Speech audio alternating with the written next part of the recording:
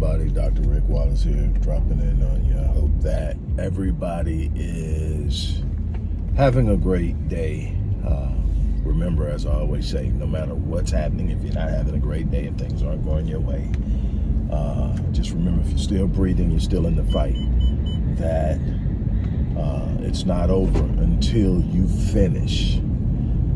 So don't let anything that may be discouraging or disappointing or frustrating or any of that stop you from pushing towards whatever your goal is that's attached to your vision and your destiny. With that being said, I just want to stop in.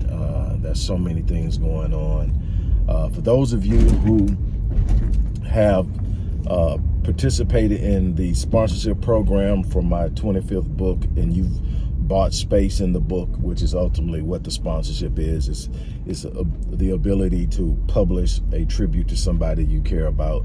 I absolutely appreciate it.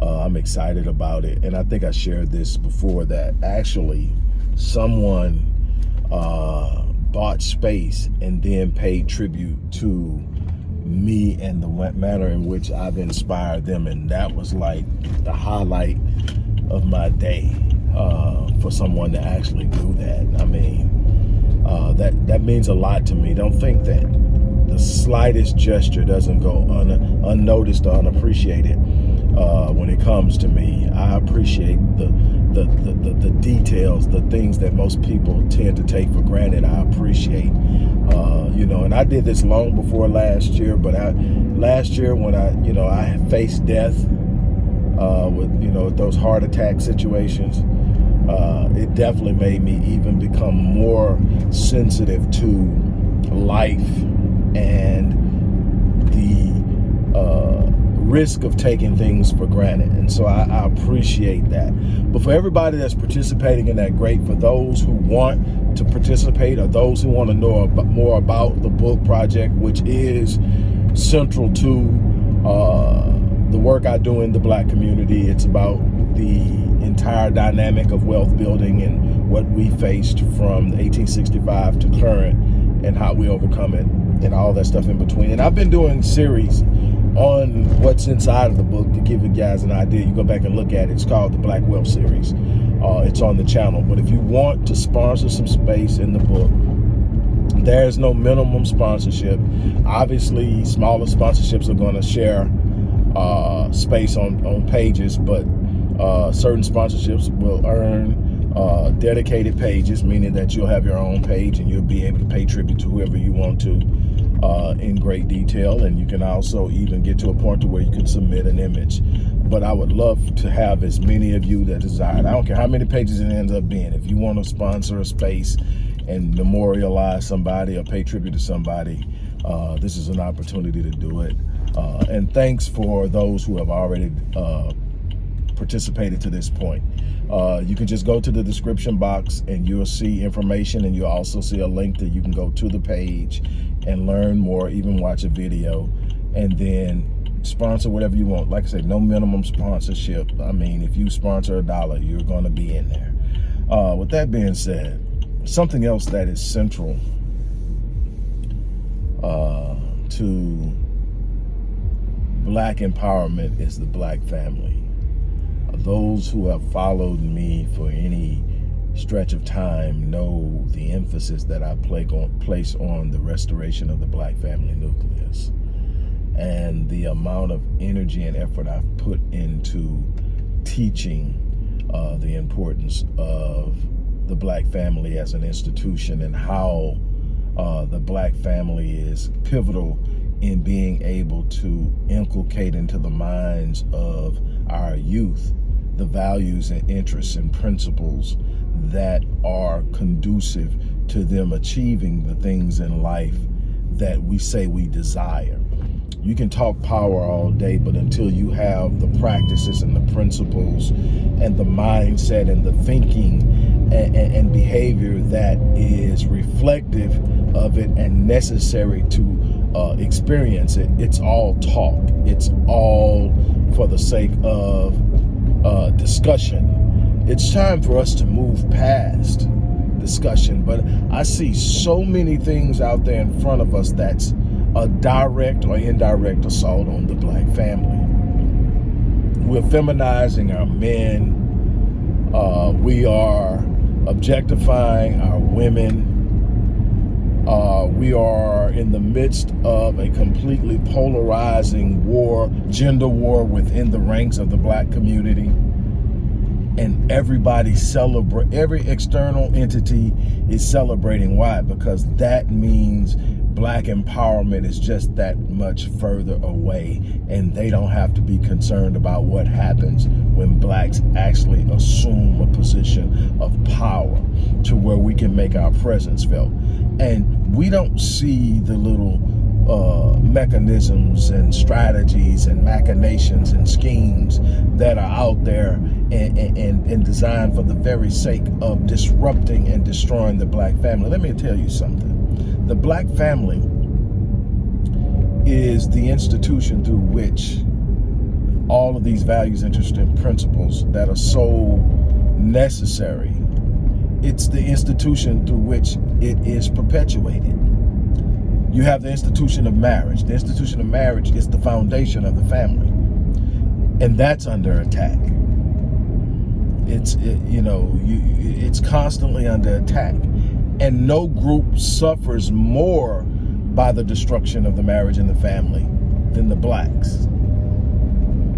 And we are participating in our own demise by ignoring those nefarious attacks and schemes and plots and everything else that's constantly pumped at us. The propaganda, the narratives being written, the constant push for upheaval and disruption amongst us. And I've just had some things that I had to deal with today, and I'm dealing with clients going through things and trying to help them get through things, and I'm looking and I'm like, man, we're constantly under attack. Is there a time that the black family isn't under attack?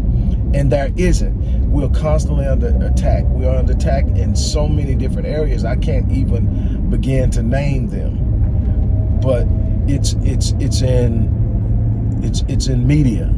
It's in entertainment. It's in music. And we don't see it because we've become so close to it and so accepting of the lesser version of ourselves that we don't even see anything wrong with it. It's the live and let live time. It's the live and let live era. It's the live and let live culture. It's not my business culture. Do your thing culture. And not understanding that as a social group, how we behave as individuals has an impact on the collective. The individualism is at an all-time high. I don't want to have to worry about what someone else wants or needs me to do. I just want to do me. I don't care how it impacts someone else. I don't care what I say, what I do, where I live, what I buy, what I do, and everything else. I don't care how it impacts others. I just want to do me. And it's that individualism that is literally wreaking havoc on a group that truly needs to be a unified group. And being unified doesn't mean you agree on everything. It doesn't mean that you're a monolith in the sense that everything and every idea and everything. You're monolithic in the sense that you are a focused target. How we move about doing these things is going to require strategic thinking, brainstorming, the development of think tanks that can assess, evaluate, and strategize. We need them for education. We need them for relationships. We need them for politics. We need them for business development. We need it in economics and so many other. We need think tanks with minds that are focused and brilliant in the areas of our struggles and our suffering. We need our most brightest psychologists and psychiatrists to come together to deal with the collective bias issues, the cognitive issues on a collective level, the pathology of trauma and how it has impacted us over time.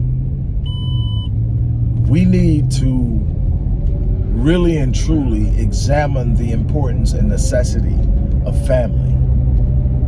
And while I'm talking family nucleus in the sense of husband, wife, and children, we've got to look at it also beyond that, the extended family. How are we behaving as families? Are we behaving as families? Are we behaving as families? You know, that's a legitimate question. And so I just had to drop that in on you. I hope that we can really get to a point to where we are doing better, to where we are literally recognizing the weapons that are being used against us, when we can recognize when we are being targeted, when we can actually respond to being targeted, when we can come up with strategies of overcoming the opposition that we're facing. This is why I fight so hard. This is why I consistently am in the mode of research and development, in program development, because we're under attack.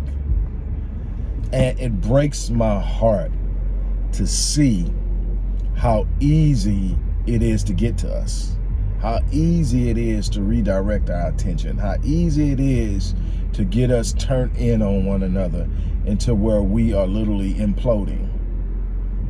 You know, my desire is that we come together and we build something strong together. I'm not going to stay on any longer, but like I said, the black family is under attack, and it's our responsibility to come to its defense. On that notion, I'm going to end this. Like I said, for those of you who want to participate in the sponsorship programs and sponsor somebody that you look up to, or someone who had an impact on your life or whatever, click the link in the description box and follow suit. On that note, I'm out of here.